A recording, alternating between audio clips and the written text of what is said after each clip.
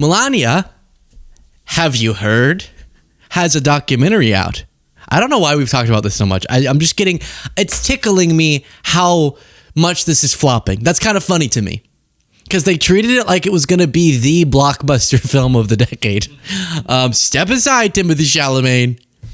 Melania'S in town. And there was a hot mic of some people talking at the premiere they had about how many even family members didn't show up to the premiere. Nearly a dozen people close to the Trump administration skipped out on the world premiere of Melania Trump's new documentary. So Trump was there, Melania was there, Nicki Minaj was there. But let's listen to the no-shows. I'm going to give you the hot mic in a second. No-shows at the First Lady's big night at the Kennedy Center Thursday included Barron Trump, Eric Trump, Laura Trump, Tiffany Trump, Ivanka Trump, Vice President J.D. Vance, and lots of other people. So here is someone talking about all the no-shows during the premiere. Do you think the best players walked? We didn't show on the red carpet. Carrie Lake, she didn't show. Maria. So some producer or staff are being like, who didn't show tonight? Listen to the list. She didn't show. Maria. Brett Baer. Kellyanne Conway.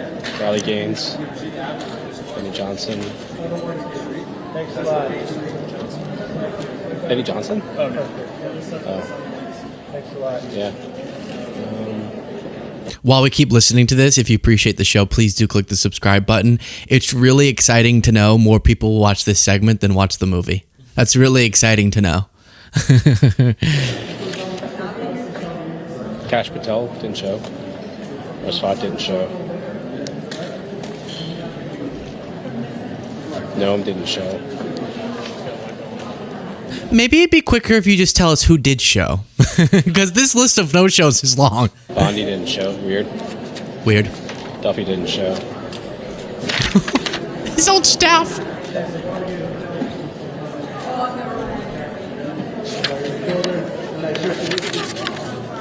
Navarro. Yeah. That guy. Just super quick break, then we'll be right back to the video. Please do support my family business for the sake of an amazing venture, but really for the sake of you, your health, your energy. Go to drinkpep.com to get yourself a delivery straight to your doorstep of Pep, an energy drink that cares about your gut. Gut friendly, no artificial sweeteners, no gross junk and chemicals that are in so many other energy drinks. Clean, and it gives you that energy boost. And it's myself, my two brothers that run the company. Drinkpep.com. Order yourself some pep. Thank you very much. Back to the video. So lots of no-shows, even of his biggest allies. And you know who did show?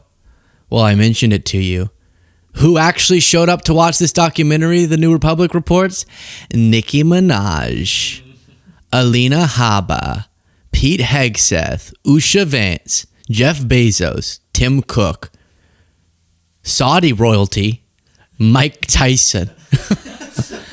Woof. That's a fun time.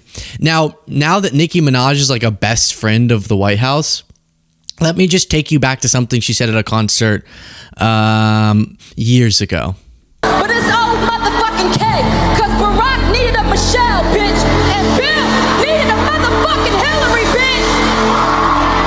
You better pray to God you don't get stuck with a motherfucking Melania. You niggas want brainless bitches to stroke your motherfucking ego. So calling Melania a brainless B-word just some time ago, but now she's posting Melania, or she's at the Melania event supporting her new best friend. I saw some MAG account was like, hey guys, I like that Trump's getting support, but let's not hype up Nicki Minaj because she wrote that really gross song WAP, wet ass P-word, as Ben Shapiro. And like, wow, that made me so mad. That is not Nicki's song. That is Cardi's song. And Cardi and Nicki have beef. You can't credit Nicki with that. It's so funny to picture like some old guy posting, I don't like that Trump's on stage with Nikki. She did that gross song about wet vaginas, which can't be healthy. I've never seen such a thing. They must go to the doctor, which Ben Shapiro once said. You know, that could be a medical condition. If it's so wet, it could be a medical condition. No, that's a Cardi song. So please.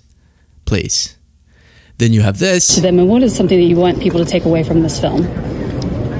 Here in this film, they will see a lot of emotion, passion, grief, sadness, celebration, love. Yeah. So that's the message. Trump is not having it. Look at whenever she says love, he's like, oh gosh. Why does he stand like that? Why does his arms hang like they're just two sacks of potatoes? It's so strange. Okay, so you had that at the premiere. Apparently, poor ticket sales for Melania'S documentary have reportedly led to a rescue effort by the GOP. Reports claim that multiple clubs affiliated with the party to which the First Lady's husband Trump belongs have been buying out theater seats in an effort to mask the film's struggles. Oof. This could be a troll, but on Craigslist, there's an ad for attend Melania documentary for free plus $50. I get the icky feeling that someone did this to make fun of her, but that is funny. And maybe it's that bad. And remember that Trump posted Melania the movie as a must watch. The tickets are selling out fast, and people just kept going to theaters near them and checking, and we're like, I don't know how fast they're selling out. Okay, so then Melania goes on The Five, and Jessica Tarlov goes, hey, I heard you saying that you think Trump is a unifier. Really? It's great to have you. Something struck me in the trailer. So the president is standing there and gets asked, what will your legacy be? What's your focus for the second term? And he says, I want to be remembered as a peacemaker. And you added, and unifier. So let me show you that clip, because when I originally watched it, I do apologize. I don't mean to make fun of any accents or anything. It's actually a beautiful accent, but sometimes it does cause a little bit of confusion. Here she said peacemaker and unifier, and when we covered this initially, I thought she said peacemaker under the fire. Everyone at God's legacy will be that of peacemaker. Peacemaker under the fire.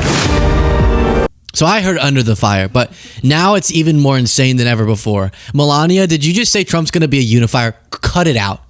Is the documentary a comedy? Is it a comedy?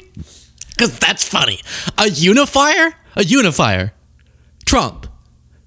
Trump himself said at the memorial of a guy who got assassinated after the pyro, Trump went on stage and said, one thing I disagreed with him on was I want the worst for my opponents. I don't want the best for my opponents. I want them to suffer at a memorial.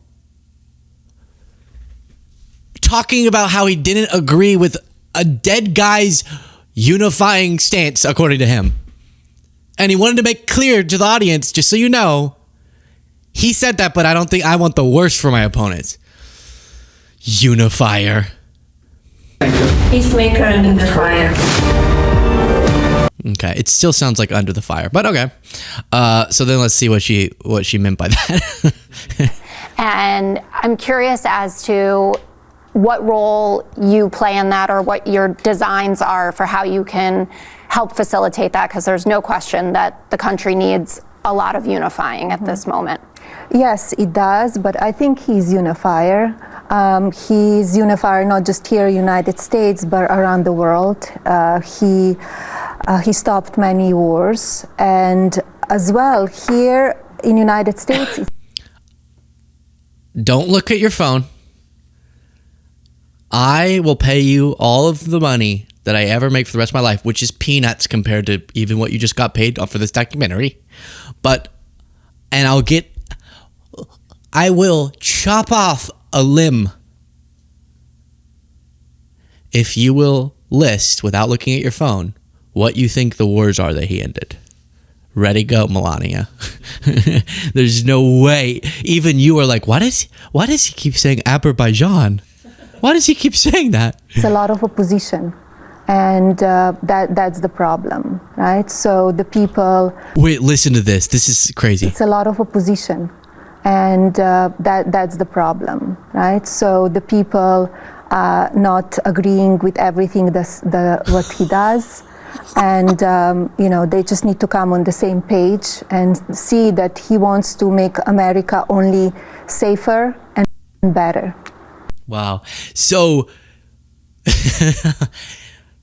Jessica Tarlov goes, what's that unifying stuff about? Because he seems to like revel in his division. That's his whole MO. If you like Trump,